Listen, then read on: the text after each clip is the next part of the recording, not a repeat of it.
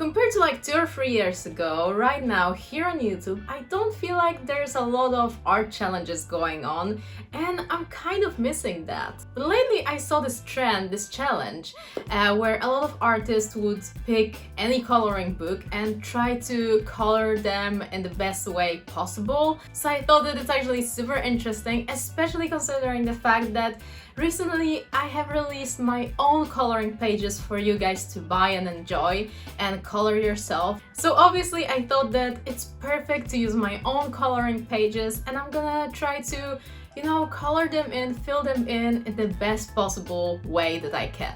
And I have printed out a couple of these, and honestly I have put so much work and effort into creating all of these. So I really hope that to those of you that have bought them already, thank you so much for supporting me. And for those of you who haven't, well, what are you waiting for? These are honestly super cool, and I'm really proud of these. Anyway, today we're taking up on another challenge, and I'm super excited to do that, so let's go! So today, out of those coloring pages that I printed out for myself, I decided to go with this Sitting Girl, like a classic piece from me, let's say. So I really felt like coloring this one. So obviously you guys know my style, and I couldn't go with anything else than markers and colored pencils for today's challenge, because that's the technique that I know the best. It's just my favorite, So obviously I'm gonna be starting off with coloring her skin, particularly her face at first, because that's just what I do, right? And here my absolutely favorite markers for coloring any sort of skin tones are Copics. I love them, I've been using them ever since, and honestly, Copics are just still the best markers out there, and I love using them. So today I decided to go for a fair complexion, so that's why I'm using this very nice neutral tone of beige. Already at this point I'm doing a little bit of blending, a little bit of shading, just to add the depth to the skin and just to, make it three-dimensional, because that is what it is about. And when it comes to coloring any sort of coloring books, coloring pages, you really want to bring that flat two-dimensional image to life. You want to make it as three-dimensional as possible and kind of as natural as possible. I mean, unless you're going for a totally cartoon vibe with flat colors and with flat sort of shading, then it's totally fine, you do you. But for me today, personally, I'm gonna be going for quite realistic, like a semi-realistic coloring. So as I'm fairly done with the skin, I'm moving on to hair, and here I'm doing pretty much the exact same thing. I'm laying the flat color at first, and then I'm applying a little bit of shadow just to already at this very point of the drawing process give the structure, like the hair structure, a little bit of life and a little bit of the sort of 3D effect. And now here are coming the colored pencils. And if you guys have been with me for a while, you know that colored pencils are the thing that brings my drawings to life. I mean, the marker coloring I'm doing is my sort of base for further coloring, and then the colored pencils is like the essence of the coloring for me, because with them I can get this sort of roundness of each element. Let's say if it's the face, I can structure it very nicely. Also, I can shade it even more. I can deepen up the shading. I can do all sorts of details with colored pencils, all sorts of blending. So whenever I'm lacking something from the marker side, I can totally fix that with colored pencils. So that's why I love using them so much. And here another tip, if you're coloring, for example, my coloring pages or any sort of different coloring pages, coloring books that you feel like, try adding colored pencils to your creations, because flat colors are one thing, but colored pencils can really spice up your drawing and can add more detail and depth to your creations. So yeah, I really advise you guys trying that out.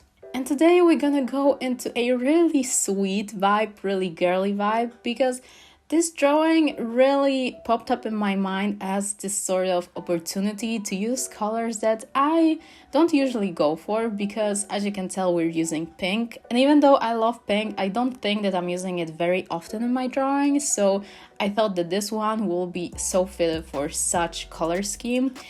because yeah, the pink will fit very well with the blonde hair, and we're gonna go for this sort of sweet vibe overall.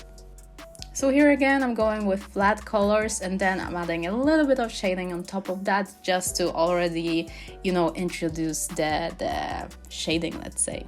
And also here, another tip for coloring with markers and coloring pages, let's say. Try already creating the light and shadow play, because if you're going in with a flat layer of color right away, if it's a very dark color especially, then you're kind of left out with no way back from it. You need to just work with this solid layer of color, which sometimes is really, really hard to kind of, work around it. So for example, here you can see when I'm coloring legs, I'm already applying my markers in a sort of manner that is already showing the shading on her legs. So that will really help me out in further adding color pencils on top of it, because I would already have this sort of base prepared for me.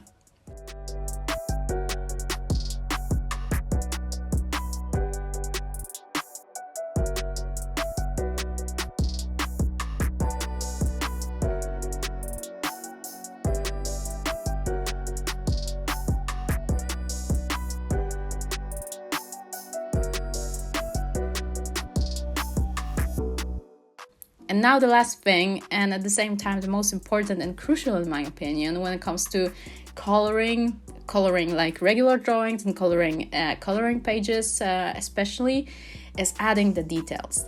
And here you can have a very cool drawing that you just finished and that is colored very properly, but you might feel like it lacks this little something. And honestly, details might take your drawing from like 5 out of 10 to 10 out of 10, believe me. So here I'm gonna be focusing on those little things, those little tweaks that will really take my drawing onto the next level. So here I'm talking about enhancing her eyes a little bit, adding a little bit of highlight as well. Focus on those eyelashes, give her a little bit of stronger brow, and it's gonna enhance the face right away. When it comes to the hair, maybe add a little bit of those like loose hair strands on top of your hairstyle just to make it even more natural. When it comes to clothing, focus on those little creases and highlights and shadows, because that can really make your outfit pop even more. Don't forget about shoes. Give them all those creases, focus on the laces, all the stitching. This can really elevate your drawing as well. And yeah, these are pretty much all of my tips on how I'm approaching coloring things like coloring pages and how to take your coloring from, let's say a decent level to like an expert level. So I really hope that some of these will be useful for you guys.